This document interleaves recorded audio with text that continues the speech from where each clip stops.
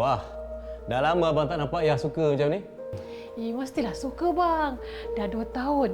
Ya tak payah makan ubat, tak payah pergi kemo. Ya rasa syukur sangat dapat balik macam biasa. Abang lagi suka. Dari dulu abang dah ajak Yah. Yah cakap nanti dulu. Yelah, Ya tak nak pergi holiday bila badan masih belum kuat lagi. Ni, dah okey ni, dah rasa confident ni, baru boleh pergi holiday. Okey, nanti bila kita sampai sana, kita cari kopi dia dulu. Abang dah cari internet, ada satu kedai ni viral. Kopi viral?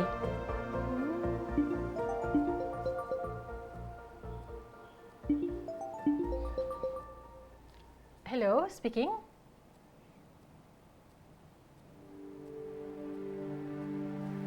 Bang, Dr. Call. Dia kata dah jumpa. Urgent.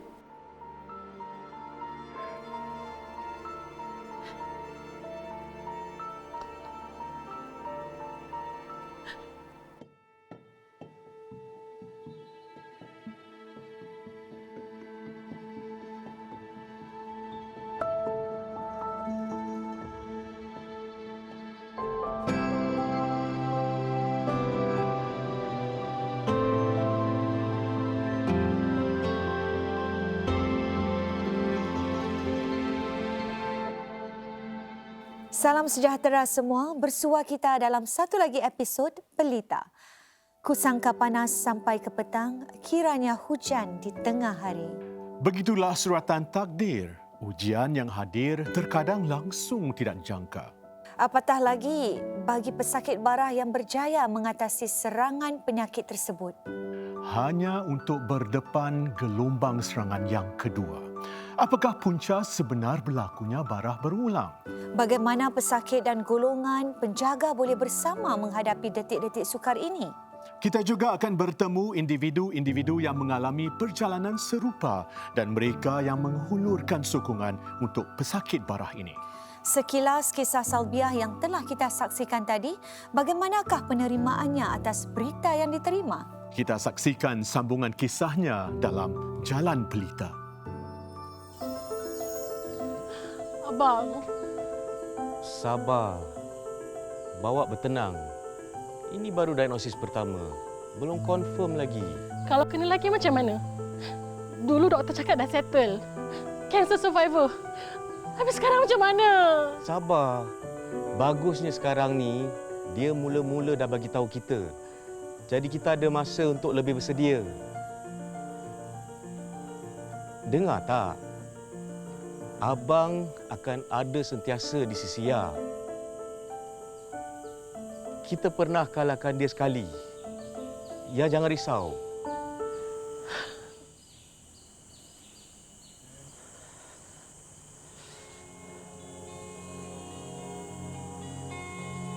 Ya kena kuat.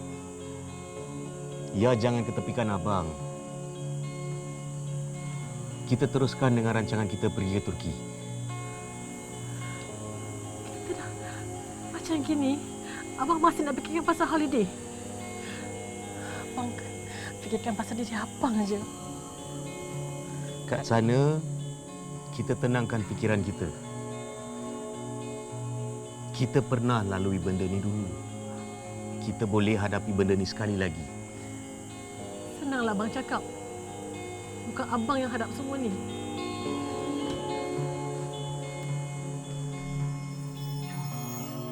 Cuba kita bayangkan, tatkala mereka jangkakan yang semuanya telah kembali seperti sedia kala lalu memberanikan diri untuk membuat perancangan masa depan, semuanya terhenti mendadak untuk kali yang kedua. Dan juga pastinya mereka akan teringat kembali kan trauma yang mereka hadapi semasa menjalani rawatan dahulu. Apa yang anda saksikan diilhamkan daripada kisah sebenar seorang pesakit barah. Dan dalam episod ini kita akan selami isi hati mereka yang melalui kambuh atau relapse. Dan kami telah mengundang Ketua Jabatan dan Konsultan Kanan Jagaan Sokongan dan Perubatan Paliatif Hospital Besar Ng Teng Fong, Dr. Norisha Main. Selamat datang, Doktor. Terima kasih menjemput saya pada hari ini. Baik doktor, berdasarkan dengan klip video tadi, ada banyak sekali soalan yang sedang bermain-main di minda kami. Kita akan mulakan dengan soalan pertama, relapse ataupun barah yang berulang. Apa puncanya? Apabila seseorang itu telah menerima rawatan untuk penyakit bara, kadang-kadang kita boleh dikatakan sudah dapat kesembuhan yang sempurna. Ya? Tetapi kadang-kadang sel-sel bara ini macam berenap, bersembunyi pula di dalam tubuh seseorang itu. Dan lama-kelamaan dia akan membesar lagi dan akan menimbulkan sebagai bara yang berulang, iaitu relapse. Ada pula mereka yang mungkin ada kesan-kesan genetik akibat dia punya bara dan mereka mendapati bahawa sel-sel bara itu menimbul ataupun dia hanya terkawal buat sementara dan akan datang kembali. Dan kadang-kadang bara itu berulang mungkin sudah beberapa tahun, kadang 5 tahun, 10 tahun baru datang balik. Dan kita mesti bersiap sedialah. Biarpun kita mengatakan sudah sembuh, sudah baik, tak ada penyakit bara lagi. Tapi kita selalu mesti menjaga diri kita agar tidak akan terkena lagi penyakit bara itu lagi. Dan juga doktor, adakah barah yang berulang ini biasanya lebih sukar untuk diurus dan diubati? Biasanya apabila penyakit bara itu sudah datang kembali, kita tahu kemarin mereka dah menjalani rawatan. Ada orang kita namakan dapat first line treatment, habis dia terus sembuh. Ada orang second line treatment terus sembuh. Tetapi kadang-kadang sel-sel bara itu menjadi lagi agresif. Dia boleh bertahan diri untuk melawani treatment-treatment yang kita sudah siapkan. Dari situ kita melihat apabila dia berulang sekali lagi, mungkin lebih sukar untuk dirawati dan kita memerlukan rawatan-rawatan yang lain dan yang terkini untuk menanganinya. Menurut doktor tadi ada faktor-faktor yang di luar kawalan kita. Apakah agaknya faktor-faktor yang masih lagi dalam kawalan kita agar bara ini tidak berulang? Antara faktor-faktor yang boleh membantu adalah mengubah cara kehidupan kita. Mungkin dengan rehat lebih cukup, makanan yang lebih seimbang dan aktif-aktif untuk menguatkan badan kita sebagai imuniti kita untuk melawani. Apa yang penting, kita menjalani apa kita namakan cancer screening. Jadi kita mendapat lebih awal dan kita tahu dengan rawatan yang awal, kita boleh mencegah daripada menularnya penyakit batu di bahagian badan-badan yang lain. Ya, bukan mudah ya Marina untuk kita berdepan dengan barah ni. Apalagi kalau kita ingat yang kita dah benar-benar pulih. Kan? Dan laluan sukar ni sebenarnya bukan sahaja dirasakan pesakit. Ia juga memberi kesan kepada penjaga dan juga mereka yang rapat dalam hidup pesakit tersebut. Bahkan suasana di rumah ni yang dahulunya penuh dengan keceriaan, gurau senda dan sebagainya dan kembali menjadi tegang dengan sekelip mata. Kan? Itulah ya, kita saksikan bagaimana Salbiah dan Yusri hadapi hidup dengan barah sekali lagi apabila kita kembali selepas ini dalam Pelita.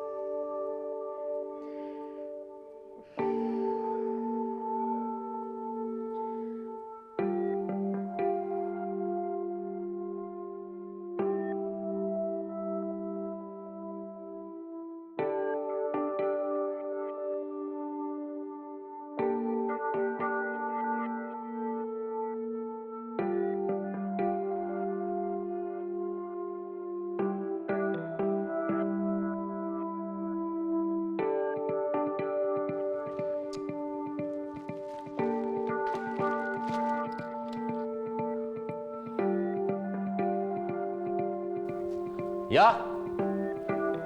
Ya.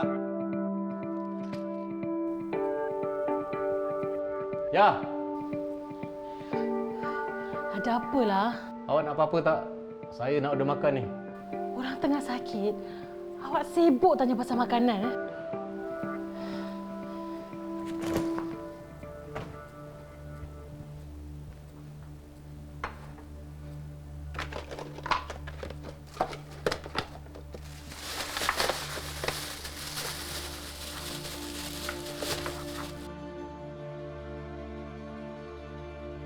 Ya. Awak nak tak saya cari pembantu? Tak nak. Kalau ada, boleh tengok-tengok awak. Bantu-bantu sikit. Kan Ya dah cakap, Ya tak perlu orang bantu. Ya boleh buat sendiri. Tolonglah, tolak ansur sikit. Abang buat semua ni pun untuk Ya. Kalau betul untuk Ya, Abang dengar cakap Ya. Kenapa Abang degil? Siapa yang degil? Ha? Siapa? Abang nak senangkan kerja Ya aja. Kalau betul boleh buat, ni.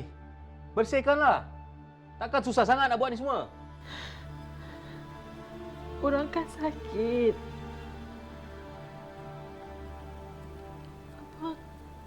Abang belum kena. Abang tak tahu rasanya. Ya memang perlu orang bantu. Ya tak macam dulu. Ya bebankan abang kan? Ya susahkan semua orang kan? Apa awak cakap ni? Semua orang tak faham Ya. Nanti bila yang mati baru orang faham kan? Kenapa ni, Ayah? Muslimah lah. Ayah balik penat-penat. Rumah bersepah. Pinggan kotor belum cuci. Tak ada makan. Kalau tak masak cakap, ayah boleh beli. Sorry, Ayah. Patut ni Shima yang kemas. Tadi ada Zoom. Ayah sabar, okey? Sabar. Ayah dah cukup sabar. Tahu tak? Ha? Ni. Call tak angkat, message tak reply. Ayah ni apa? Ayah nak pergi mana? Beli makan. Panaslah rumah ni.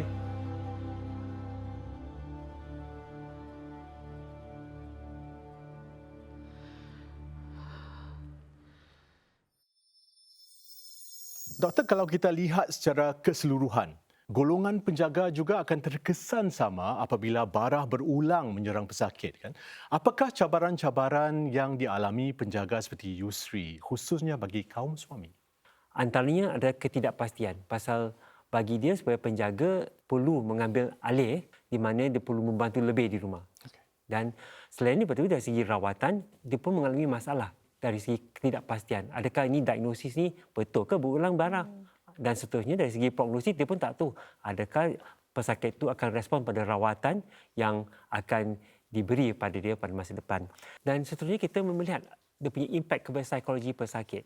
Bagaimana dia nak mencuburi jagaan dia, pendirian dia, bagaimana, keluarga dia macam mana. Dan mereka tidak mahu menghampakan ahli keluarga yang lain. Pasal sudah mencuburi rawatan, sudah baik dikatakan sembuh sekali, terkena pulanya penyakit barai sekali lagi. Jadi mereka rasa adakah dia bersalah dari segi apa dia melakukan untuk diri dia, kesihatan dia, dan ini akan mengganggu keluarganya. Dan kadang-kadang mereka rasa macam mereka perlu disalahkan. Itu akan membuat perkara lebih bermasalah. Saya rasa di sinilah di mana khidmat-khidmat luar seperti kaunseling dan sebagainya memainkan peranan. Dan penjagaan keseluruhan kemaslahatan pesakit amat penting.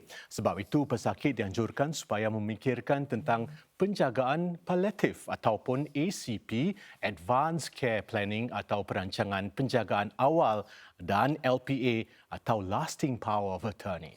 Wah, tiba-tiba aja keluar macam-macam perkataan ni tadi. Apa? Penjagaan paliatif, ACP dan LPA. juga LPA. Apa semua tu, Kai? Semuanya menarik tahu Marina. Semuanya akan diterangkan sebentar nanti.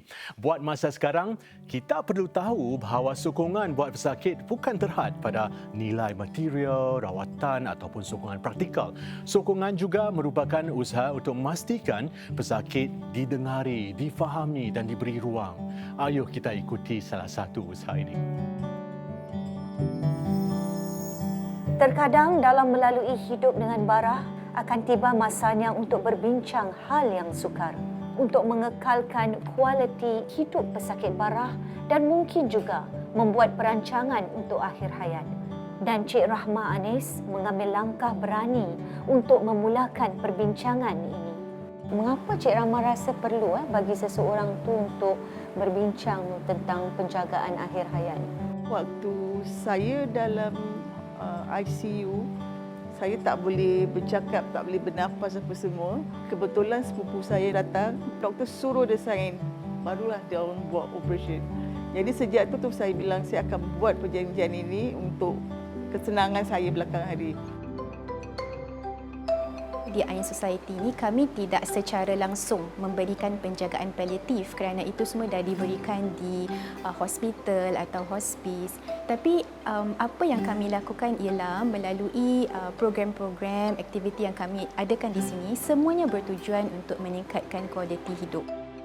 Usaha kami untuk meningkatkan kesedaran tentang penjagaan paliatif melalui interaksi kami dengan pesakit dan juga penjaga mereka. Kami adakan sesi-sesi informasi yang kita panggil psycho-education, di mana kami akan mengundang pakar yang mempunyai pengkhususan dalam bidang penjagaan paliatif ni. Baru-baru ini kami juga mulakan kerjasama dengan Singapore Hospice Council untuk kami berikan atau sebarkan risalah-risalah tertentu untuk pesakit yang kami temui di sini.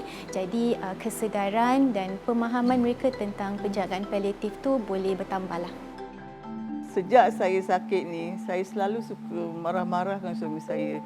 Dan saya suka duduk jauh dari dia, saya tak nak rapat dengan dia. Saya kena peluk dia dulu. Kesian dia. Kena marah. Ustaz, apakah mungkin pandangan Islam tentang kemurungan ni? Pesakit yang suka menyendiri dan terutamanya apabila mereka diberitahu penyakit barah mereka itu tidak dapat sembuh.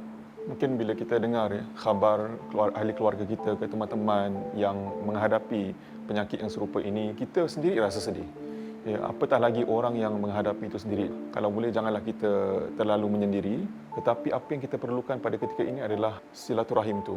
Sokongan bentuk apakah yang sewajarnya apabila mereka melalui saat atau fasa-fasa akhir hayat mereka?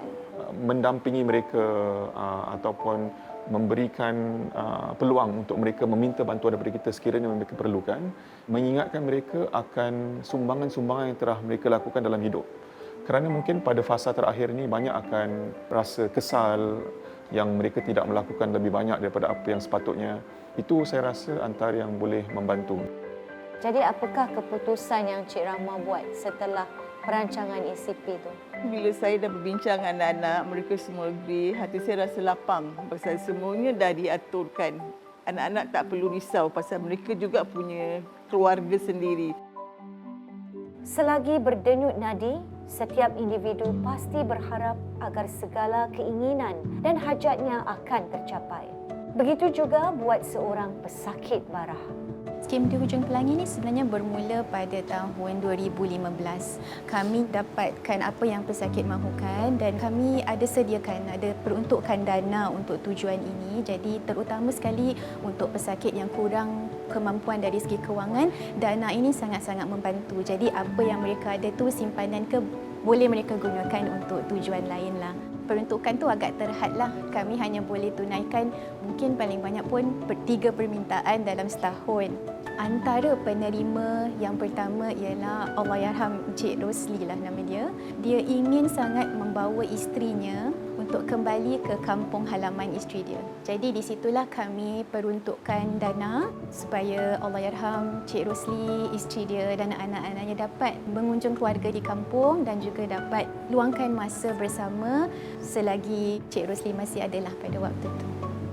Semoga setiap insan yang melalui jalan ini diberikan kekuatan, kasih sayang dan ketenangan agar mereka tidak merasa bersendirian tatkala meniti hidup hingga ke penghujung waktu.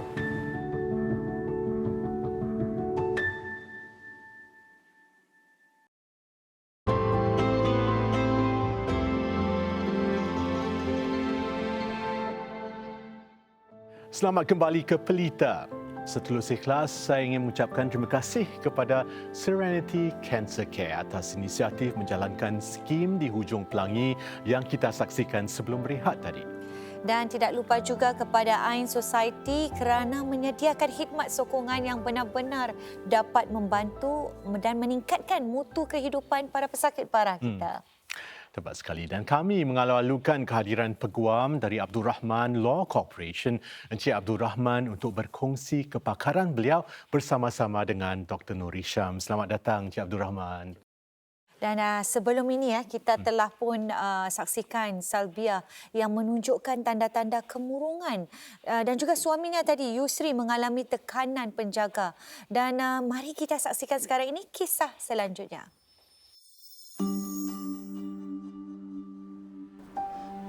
Wah, ayah beli dekat kedai nasi ayam popular tu ke? Taklah, ayah masak lah. Tipulah. Ayah goreng telur pun hangus.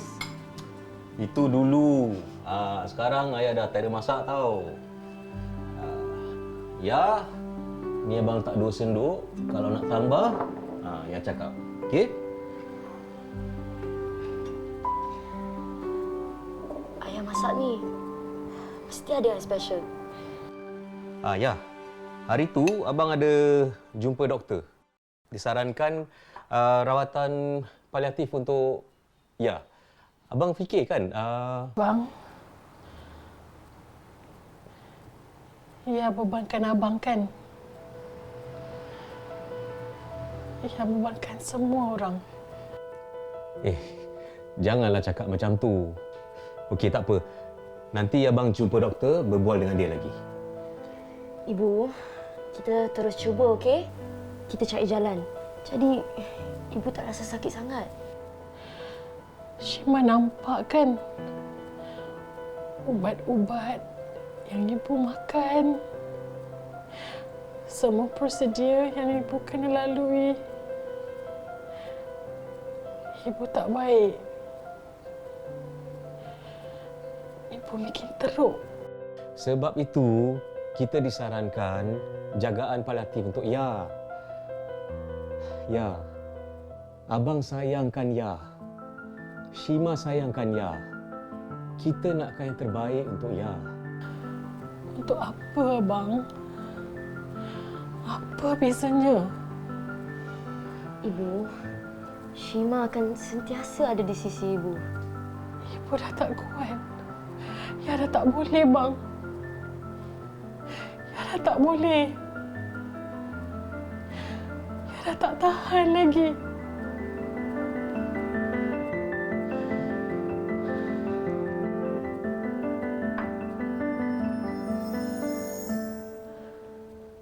Dan kita dapat lihat keretakan yang begitu ketara dalam keluarga Yusri. Cik Rahman, pasti anda pernah kendalikan kes-kes keluarga seperti keluarga Yusri di mana salah seorang daripada anggotanya dibelenggu dengan masalah kanser barah, kan? Jadi biasa dalam situasi ini macam apa yang dialami oleh keluarga tadi, tentulah dalam keluarga tu lain ahli keluarga akan memain peranan yang lain. Tentulah yang pesakit tu akan susah untuk memikirkan tentang isu-isu tentang persiapan awal dari segi keuangan ataupun membuat perancangan harta seperti persiapan wasiat dan sebagainya. Jadi ini tentulah akan merupai satu masalah kerana dalam keluarga tu mungkin ada anggota keluarga yang memikirkan lebih panjang, memikirkan secara sangat praktik. Okey, apa yang harus dilakukan, nak tak kita membuat persiapan, dan mungkin ini akan menjadi isu-isu yang sensitif untuk individu yang mengalami kesakitan tersebut. Dan doktor, mengapakah dan bilakah berlakunya peralihan tumpuan ini dan usaha untuk memulihkan pesakit barah kepada menjaga mutu kehidupan pesakit barah itu? Kita selalu pergi berjumpa doktor dengan tujuan untuk sembuh. Tetapi kita tahu ada penyakit biarpun dengan rawatan, kita tak boleh menyembuhkan sesuatu itu.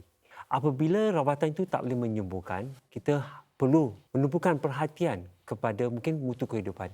Dan satu-satu usaha menjaga mutu kehidupan pesakit ialah penjagaan paliatif, dan bulan ini merupakan bulan kesedaran penjagaan paliatif. Boleh tak doktor jelaskan apa itu penjagaan paliatif? Penjagaan paliatif adalah satu pendekatan di mana kita menunjukkan perhatian kepada pesakit dari segi kehidupan dia. Biarpun dia ada penyakit, biarpun dia ada rawatan yang mungkin membebankan dia dan mungkin akan mendatang sedikit penderitaan untuk dia. Mungkin dari segi fizikal, emosi ataupun mental dan psikologi. Seterusnya, kita boleh melihat kalau kita mengadakan pendekatan sebegini, kita boleh membantu seseorang tu biarpun penyakit itu berat. Biarpun kita tak boleh menjamin dia akan sembuh dengan rawatan yang diberikan pada dia. Jadi dengan situ apabila kita mengadakan pendekatan paliatif, kita boleh meningkatkan mutu kehidupan dia. Dan dengan kenaikan mutu kehidupan dia, mungkin dia rasa lebih selesa. Penjagaan paliatif ni memerlukan penilaian keadaan seseorang pesakit itu, di mana kita menilaikan dari segi adakah perkara-perkara fizikal yang mengganggunya. Tak kuat, tak bermaya, macam penat selalu. Tetapi kalau dibantu dengan mungkin kita namakan pacing of activity. Pecahkan kegiatan-kegiatan, mungkin dia boleh menghabiskan kegiatan yang perlu dilakukan. Sebenarnya macam kerja rumah dia. Dan selain daripada itu, kita pun bertanyakan, adakah mereka ada tempat untuk meluahkan dia punya emosi atau perasaan mereka. Kadang-kadang mereka tidak rasa selesa untuk berkongsi dengan mungkin suami atau anak pasal mereka merasa ini hanya akan membebankan mereka lebih. Dan kita boleh mengatakan bukan sahaja untuk pesakit, tetapi juga kepada ahli keluarganya. Doktor, mungkin ada di kalangan masyarakat kita yang berpendapat yang palliative care ni macam lepas tangan, lepaskan tanggungjawab ke atas anggota keluarga. Dan mereka mungkin tak fahami. Mungkin doktor boleh terangkan siapa yang terlibat dalam penjagaan palliatif ini? Selain daripada jururawat dan doktor, ada juga mungkin social worker, terapis macam fisioterapis, occupational therapist dan juga kaunselor. Jadi dengan adanya tim atau pasukan paliatif ini, kita bekerjasama membantu pesakit untuk menangani dia punya penyakit bara. Penjagaan yang holistik, bukan saja untuk pesakit dan juga untuk keluarganya sekali. Dan doktor, apakah beberapa salah tangkap yang sering dikaitkan dengan penjagaan paliatif ni? Tanggapan salah lain adalah antaranya mereka merasa penjagaan paliatif ini adalah untuk mereka yang pada akhir hayat saja. Dan dari situ mereka tidak mahu menerima. Pasal dia kata, saya mahu masih berusaha lagi. Saya nak cuba rawatan lagi, belum habis. Dan ini mendatangkan masalah. Pasal biarpun mereka ada simptom-simptom, mereka menolak penjagaan paliatif. Jadi dari situ mereka rasa lebih penderitaan. Padahal penjagaan paliatif boleh dimulakan pada masa awal. Biarpun mereka baru didiagnoskan penyakit bara.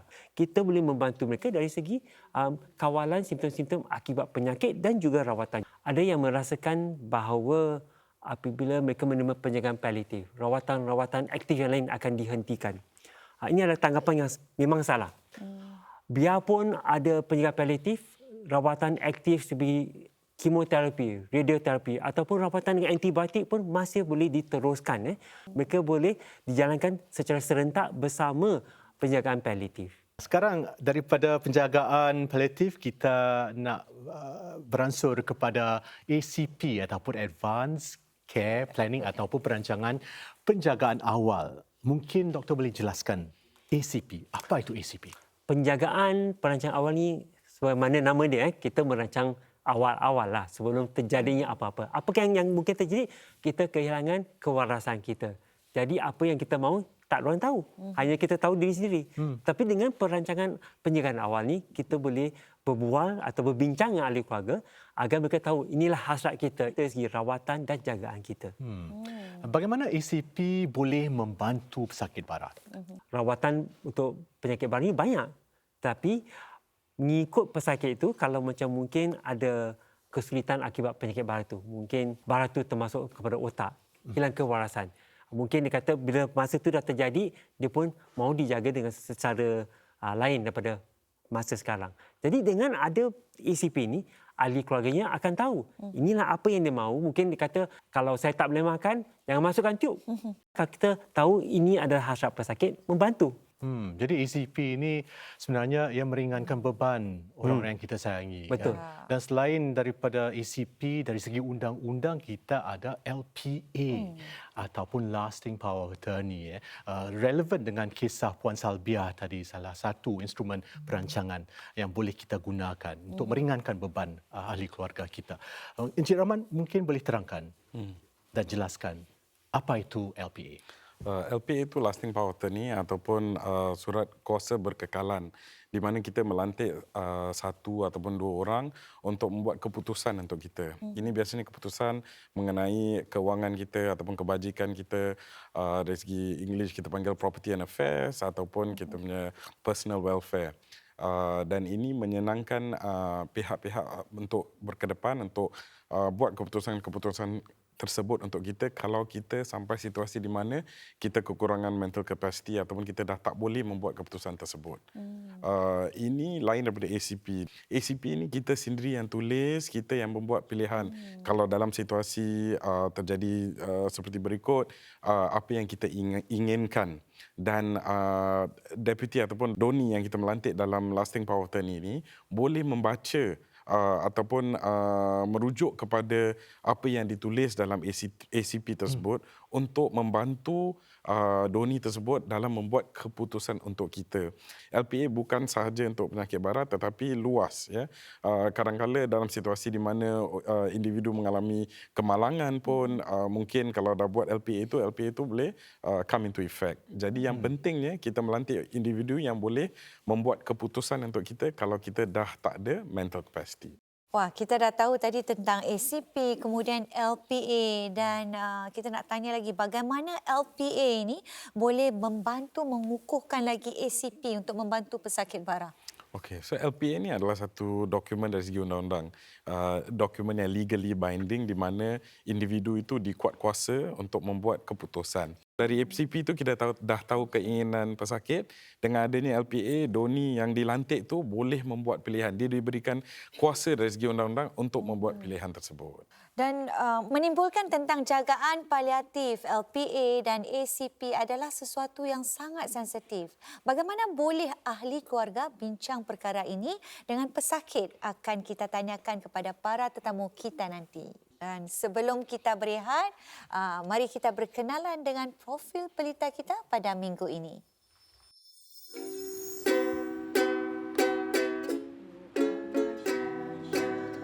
Menjalani hidup sebagai seorang pesakit bara bukanlah sesuatu yang mudah. Lebih-lebih lagi tatkala pesakit itu sudah lanjut usia dan tinggal sendirian.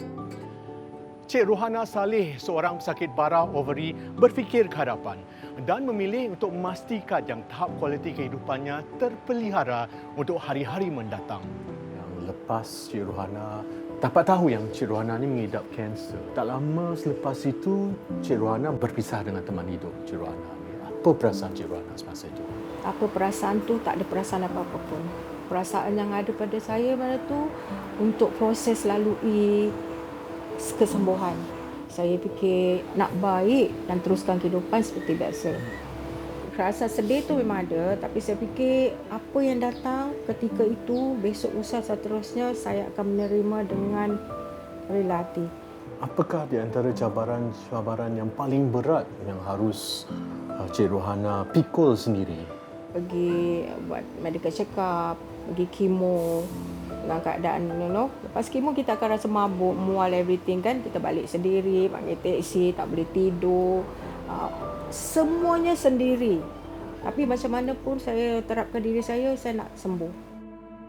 Dengan kewujudan inisiatif-inisiatif seperti penjagaan paliatif atau perancangan penjagaan awal ACP dapat menjamin keinginan pesakit itu dilaksanakan dan jaga kualiti kehidupan pesakit. Cik Rohana juga membuat persiapan untuk di penghujung hayat nanti, ya? Saya dah fikir lama tentang ni. Jadi saya rasa saya harus buat persiapan awal sebab saya fikir saya ni duduk seorang. Jadi apa yang saya buat ni saya rasa menyenangkan saya dan saya rasa saya tak menyusahkan siapa-siapa. Semua dah teratur, semua dah ada dah dekat situ kan. Bagaimana society membantu Cik Rohana?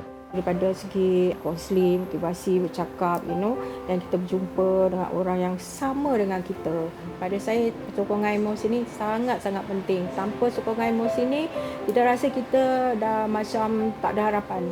Mindset kita tu akan down. Bila dah down tu lah mula penyakit-penyakit lain yang datang. Kalau rasa seorang diri tu, pergilah tempat-tempat yang begini untuk membuatkan anda lebih sihat minda. Minda kita sihat, saya rasa semuanya pun akan jadi sihat. Kisah-kisah masyarakat seperti kisah Cik Rohana inilah yang akan sentiasa menyuntik kesedaran dalam diri kita dan terus memberikan inspirasi untuk menghadapi cabaran dalam hidup. Kita hargailah life kita ni. Apa yang you rasa you ingin melakukan, nak ingin buat, you buat. Saya nak buat sesuatu, saya akan buat. Sekarang, saya tak akan tunggu besok, lusa. Saya tak nak diri saya terkilan.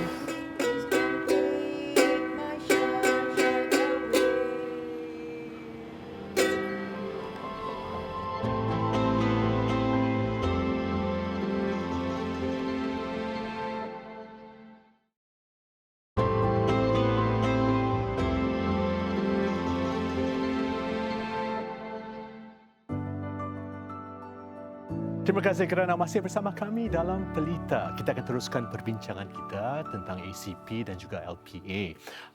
Bagaimanakah cara yang terbaik untuk kita timbulkan perbincangan tentang jagaan paliatif ACP ataupun perancangan penjagaan awal dan LPA supaya tidak menyinggung perasaan ahli keluarga? Perbincangan berkenaan ACP dan LPA memang berat. Perbincangan untuk merancang ni penting. Tetapi kalau orang tu masih belum bersiap, kita boleh bertanya, ini kita nak buat rancangan, tapi saya tak tahu adakah awak sudah bersiap sedia atau tidak. Tapi ini penting bukan sahaja untuk awak, untuk kita. Pasal pada masa depan, kalau awak tak boleh beritahu kita apa yang awak mahu atau ingin daripada rawatan, jagaan, bagaimanalah kita nak membantu. Dan ini mungkin ada satu caranya untuk membantu atau dari segi memulakan perbualan. Biasanya kalau kita nak discuss ataupun berunding dengan keluarga tentang isu-isu ini, kita ambil dia holistically dengan isu-isu lain seperti perancangan harta. Untuk menyenangkan keluarga tu, kita boleh packagekan sekali. Kalau dah buat wasiat, dah buat CPF nomination, apa dan sebagainya, buat sekali LPA, buat sekali ACP sebagai satu package yang complete lah untuk keluarga tu, lebih menyenangkan. Lagi satu alternatif pun, kalau kita nak cakap pasal ACP ataupun LPA ni, kadang-kadang lebih senang untuk mereka dengar daripada third party. Third party seperti doktor ataupun seperti peguam. Kadang-kadang keterangan daripada pihak ketiga, third party tu menyenangkan keluarga, meringankan tension antara keluarga tu. Itu pendapat saya. Wah, ini ibarat kata pepatah apa, jadi rambut tak putus, tepung tak berselera. Semuanya dah plan, dah ready lah kata orang tu. Dan apa kata kita akan saksikan kini bahagian terakhir perjalanan Puan Salvia yang melalui relapse dalam segmen Jalan Pelita.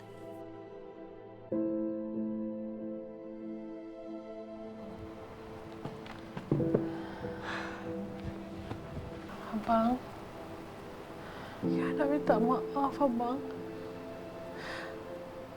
Ya banyak susahkan abang. Jangan cakap macam ni. Kita kan satu keluarga. Mana ada menyusahkan? Okey? Shima,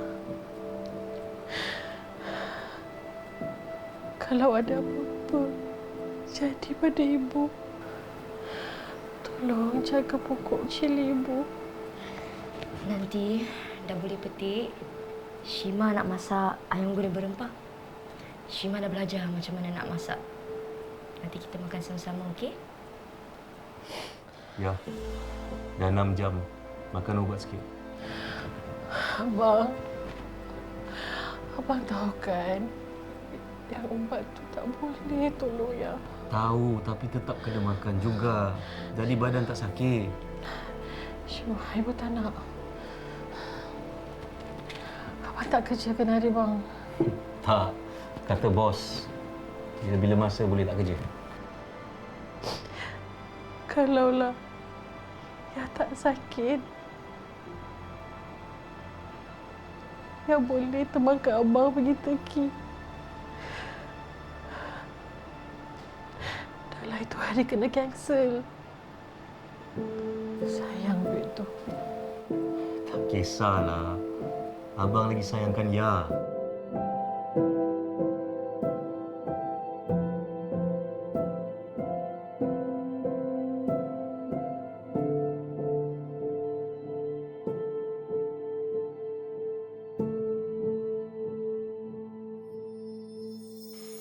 Pemergian itu bukanlah sesuatu yang mudah. Lebih-lebih lagi jika ia melibatkan orang yang amat dikasihi. Namun dengan perancangan awal, kita boleh mempersiapkan diri untuk menghadapi detik itu dengan sebaik mungkin. Dan lebih penting lagi, kita sama berusaha untuk meningkatkan mutu kehidupan pesakit barah tersebut.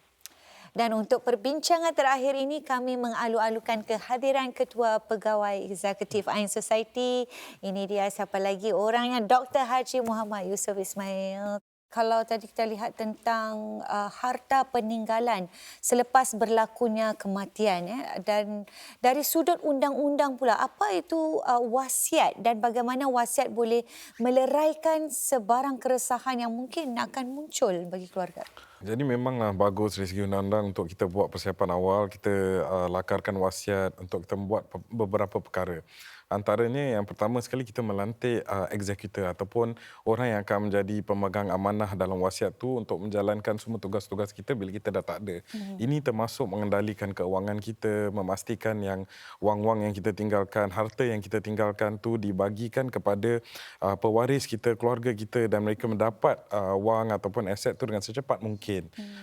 Kemudian dalam wasiat juga kita beri keterangan tentang situasi hutang piutang, mungkin bila kita sakit, kita dalam situasi yang susah, kita menerima bantuan dan sebagainya.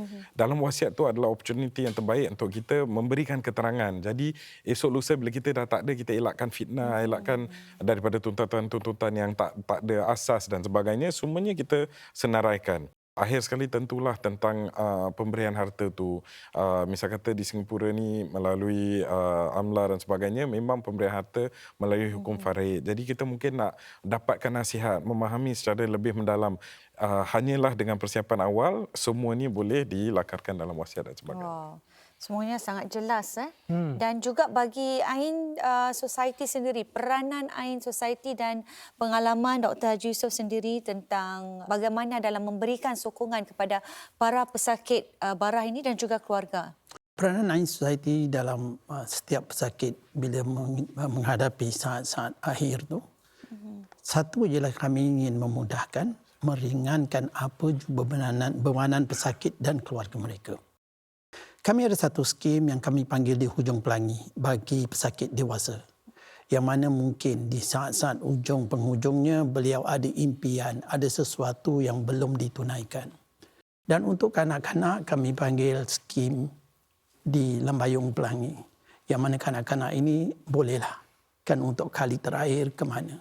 Kami juga mempunyai sekumpulan para asatizah yang mana di hujung akhir hayat seseorang itu kami hantar asatizah ke rumah untuk membimbing keluarga dan pesakit sendiri dalam menghadapi saat-saat yang akhir itu. Berdasarkan dengan pengalaman Dr. Haji Yusof, apakah yang sering dilalui anggota keluarga setelah pemergian pesakit yang amat disayangi?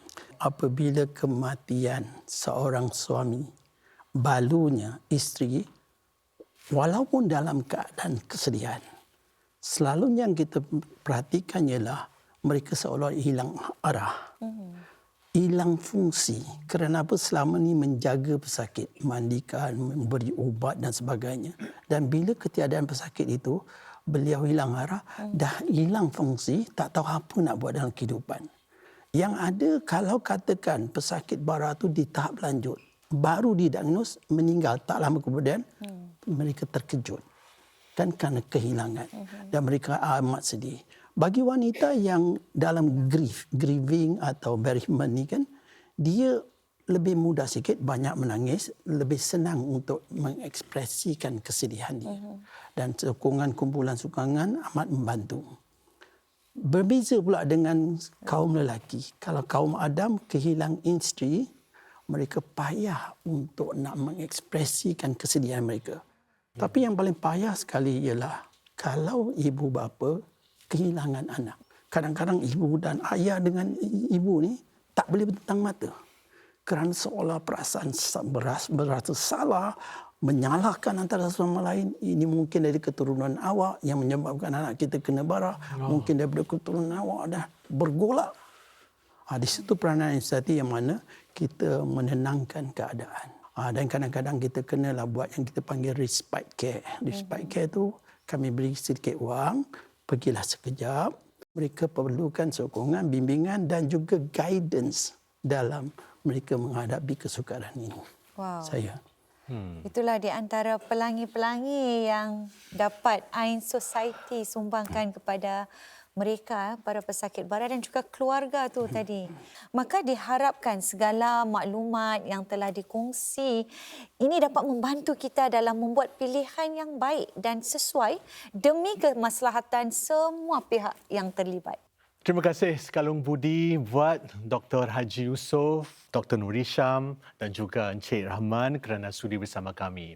Minggu hadapan kita akan menyentuh tentang serangan bara payudara sempena Bulan Kesedaran Bara Payudara Oktober ini. Dan kita selami perasaan pesakit bara payudara yang bergelut dengan imej diri dan tekanan masyarakat. Kita jumpa lagi minggu depan dalam episod terakhir. Pelita.